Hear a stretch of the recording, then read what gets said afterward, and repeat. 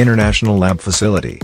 Student lead startups. Great academic exposure. KL, deemed to be university.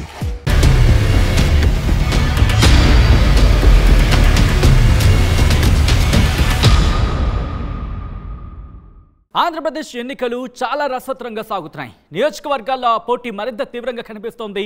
ఎందుకంటే అభ్యర్థిని ప్రకటించేసిన నేపథ్యంలో ప్రచారాన్ని హోరెత్తించేస్తున్నారు పార్టీలకు సంబంధించిన అభ్యర్థులు. ఈ నేపథ్యంలో మనం మాట్లాడుకోబోతున్నాం ఈ రోజు ఉమ్మడి కర్నూలు జిల్లాకు సంబంధించి మరొక ఇంట్రెస్టింగ్ నియోజకవర్గం మంత్రాలయం. అవును, మంత్రాలయంలో ఎవరు ఎటువంటి మంత్రాన్ని పఠిస్తున్నారు, ఎవరి విజయ అవకాశాలు ఏంటి, వాళ్ళ ప్రొఫైల్స్ ఏంటి, పార్టీ ఎవరిని బరిలోకి దించింది, ఎందుకు వాళ్ళనే బరిలోకి దించింది, అక్కడ సామాజిక వర్గాల పరంగా ఎటువంటి ఓట్లు ప్రభావితం చేసే అవకాశం ఉంది, ఇవన్నీ కూడా మనం మాట్లాడుకునే ప్రయత్నం చేద్దాం. ముందుగా ఏ పార్టీ ఎవరిని బరిలోకి దించింది చూసే ప్రయత్నం చేద్దాం. Here it is. వైసీపీ బరిలోకి దించింది మంత్రాలయం నుంచి. మంత్రాలయం బరిలో వైసీపీ బరిలోకి దించింది వై బాలనాగిరెడ్డిని. అలాగే తెలుగుదేశం పార్టీ బరిలోకి దించింది రాఘవేంద్రారెడ్డిని. ఒకసారి వీళ్ళ ప్రొఫైల్స్ చూసే ప్రయత్నం చేద్దాం. ముందుగా వైసీపీ నుంచి వై బాలనాగిరెడ్డి. ఈయన ప్రొఫైల్ చూస్తే కనుక రెడ్డి సామాజిక వర్గానికి చెందిన నేత, సిట్టింగ్ ఎమ్మెల్యే. 2009లో టీడీపీ నుంచి పోటీ చేశారు, గెలిచారు. ఇక 2010లో కాంగ్రెస్లో చేరారు. 2014, 2019లో వైసీపీ తరఫున పోటీ చేశారు, గెలిచారు. 4 మండలాల ఇన్ఛార్జీలుగా ఈయన కుటుంబ సభ్యులు ఉండడం ఈయనకి కలిసి వచ్చే అంశం. దాంతోపాటు టీడీపీ నుంచి బరిలోకి దిగిన రాఘవేంద్రారెడ్డి ప్రొఫైల్ చూస్తే కనుక బీసీ బోయ సామాజిక వర్గానికి చెందిన నేత రాఘవేంద్రారెడ్డి. తొలిసారి ఎమ్మెల్యే ఎన్నికల బరిలో ఉన్నారు. అవును, తొలిసారిగా ఎమ్మెల్యే బరిలో నిలిచారు రాఘవేంద్రారెడ్డి. తండ్రి రామిరెడ్డి హయాం నుంచి టీడీపీలో ఉన్నారు ఈయన. 2018లో వైసీపీలో చేరిన ఇటీవలే టీడీపీ గూటికి చేరుకున్నారు రాఘవేంద్రారెడ్డి. ఇది ఈయనకు సంబంధించిన షార్ట్ ప్రొఫైల్. ఒకసారి మంత్రాలయం నియోజకవర్గానికి సంబంధించి ప్రొఫైల్ చూసే ప్రయత్నం చేస్తే కనుక కర్నూలు లోక్సభ స్థానంలో భాగం మంత్రాలయం నియోజకవర్గం. బోయ సామాజిక వర్గం ఓట్లు ఇక్కడ అధికంగా ఉన్నాయి. ఇక్కడ దీనికి సంబంధించి మాట్లాడుకున్నప్పుడు పెద్ద కడబూరు, అలాగే మంత్రాలయం, కోసగి, కౌతాళం ఈ మండలాలు ఈ నియోజకవర్గం పరిధిలోకి వస్తాయి. ఇది ఈ నియోజకవర్గానికి సంబంధించి. ఇక్కడ సామాజిక వర్గాల పరంగా ఎవరు ఎన్ని ఓట్లు ఉన్నాయి అనేది చూసే ప్రయత్నం చేస్తే కనుక ఇక్కడ బోయ సామాజిక వర్గానికి సంబంధించి 95,000 ఓట్లు ఉన్నాయి. అలాగే ఎస్సీ సామాజిక వర్గానికి సంబంధించి 40,000 ఓట్లు ఉన్నాయి. కురువ సామాజిక వర్గానికి సంబంధించి 30,000 ఓట్లు ఉన్నాయి.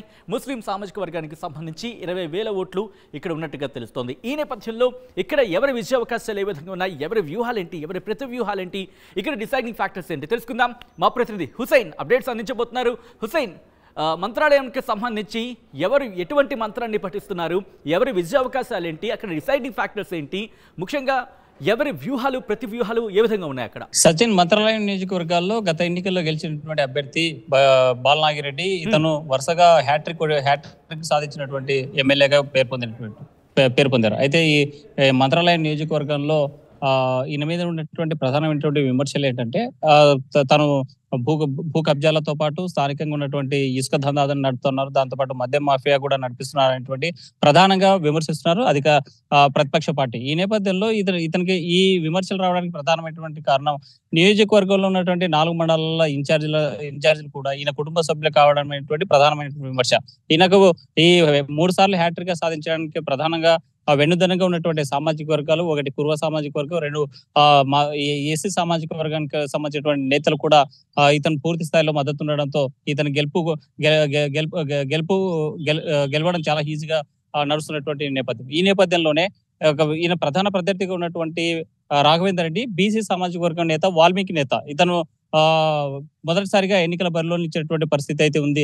ఆ టీడీపీ పార్టీకి గత 5 సంవత్సరాలుగా ఇన్ఛార్జిగా ఉన్నటువంటి తిక్కారెడ్డి గత 2019 ఎన్నికల్లో పోటీ చేసి ప్రత్యక్ష ఎన్నికల్లో జరిగేటువంటి సందర్భంలోనే బుల్లెట్ గాయాలకు గురి అయినటువంటి వ్యక్తి తిక్కారెడ్డి సంబంధించి తాను పూర్తి స్థాయిలో పక్కన పెట్టడం, నియోజకవర్గ బాధ్యతలు అంటే రాబోయేటువంటి ఎన్నికల్లో తానే పోటీ చేసే పరిస్థితి ఉన్నటువంటి నేపథ్యంలో అధిష్టానం వ్యూహాత్మకంగా వ్యూహం మార్చింది. ఎందుకంటే ఈ బీసీ ఇక్కడ ఉన్నటువంటి బాలనాగిరెడ్డిని ఓడించాలంటే మాత్రం తప్పనిసరిగా బీసీ నేతను అక్కడ బరిలో నిలిచినట్లయితే, వాల్మీకి నేతను బరిలో దింపినట్లయితే గెలవడం ఖాయమని భావించింది టీడీపీ. ఆ నేపథ్యంలోనే మాధవరం రామిరెడ్డి కొడుకు అయినటువంటి మాధవరం రాఘవేంద్ర రెడ్డిని బరిలో నిలిచారు. అయితే ఇతనికి ప్రధానమైనటువంటి విమర్శ కూడా ఉంది.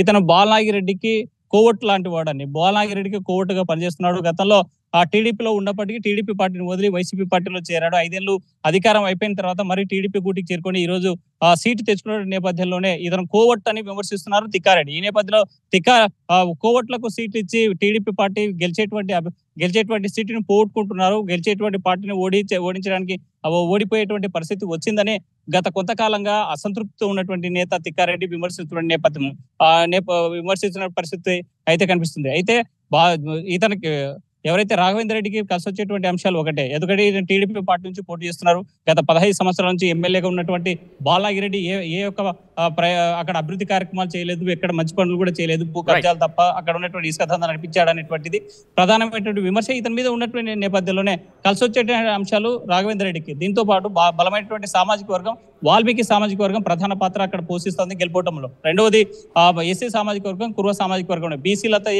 బీసీల ఓటు బ్యాంక్ ఉన్నటువంటి ఆ నియోజకవర్గంలో బీసీ నేతగా ఇతను ఉన్నాడు కాబట్టి రాఘవేంద్ర రెడ్డి గెలిచేటువంటి పరిస్థితులు ఎక్కువ ఉన్నాయని ఆ పార్టీ అంచనా వేసేటువంటి పరిస్థితి కనిపిస్తుంది. మరోవైపు బాలనాగిరెడ్డి గత మూడు సార్లు పోటీ చేసి గెలిచినటువంటి నేపథ్యంలో హ్యాట్రిక్ ఉన్నటువంటి నేపథ్యంలో మరోసారి గెలిచేందుకు వ్యూహాలు రచించుకున్నారు. ఆ నేపథ్యంలోనే టీడీపీ పార్టీలో ఉన్నటువంటి నేతలందరినీ కూడా వైసీపీలో చేర్చుకున్నటువంటి పరిస్థితులు కనిపిస్తున్నాయి. అయితే సంక్షేమ పథకాలు ఈ రాష్ట్ర ప్రభుత్వం చేసినటువంటి అభివృద్ధి తప్పనిసరిగా గెలిపిస్తాయనేటువంటి వ్యూహంతో ముందుకు వెళ్తున్నారు బాలనాగిరెడ్డి. ఈ నేపథ్యంలోనే ఉన్నటువంటి 5 నియోజకవర్గంలో ఉన్న 5 మండలాలను కలుపుకొని అక్కడ ఉన్నటువంటి బీసీ, ఎస్సీ, ఎస్టీ, మైనార్టీ నేతలు కలుపుకొని ముందుకు వెళ్ళేటువంటి పరిస్థితి కనిపిస్తుంది. అయితే తప్పనిసరిగా మరోసారి గెలవడం ఖాయమంటున్నారు బాలనాగిరెడ్డి. ఈ నేపథ్యంలో ఎవరు గెలుస్తారా ఏంటి అనేది మాత్రం ఎన్నికల ఫలితాల వరకు వేచి చూడాలి. Sachin, thanks for the update. So మొత్తంగా అయితే మాత్రం ఇక్కడ మంత్రాలయానికి సంబంధించి కూడా ఉత్కంఠ పోరు తప్పదా అంటే కనుక అవుననే మాట వినిపిస్తోంది. ఎందుకంటే హ్యాట్రిక్ కోసం బాలనాగిరెడ్డి ఎదురు చూసినట్టుగా తెలుస్తోంది. అట్ ద సేమ్ టైం మొదటిసారి బరిలోకి దిగి ఎలాగైనా విజయ ఢంకా మోగించాలని చెప్పి రాఘవేంద్ర రెడ్డి కూడా పట్టుబట్టినట్టుగా సమాచారం అందుతోంది. ఏం జరగబోతోంది ఈ నేపథ్యంలో? మే 13న అక్కడి ప్రజలు ఎవరిని తమ ఎమ్మెల్యేగా అసెంబ్లీకి పంపించబోతున్నారు అనేది చాలా ఉత్కంఠగా మారింది. ఫలితాలు జూన్ 4న రాబోతున్నాయి. సో ఆలోచిద్దాం.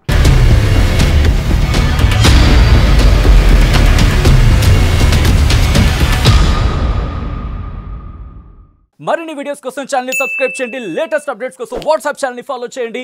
అండ్ లింక్ డిస్క్రిప్షన్ లో ఉంది.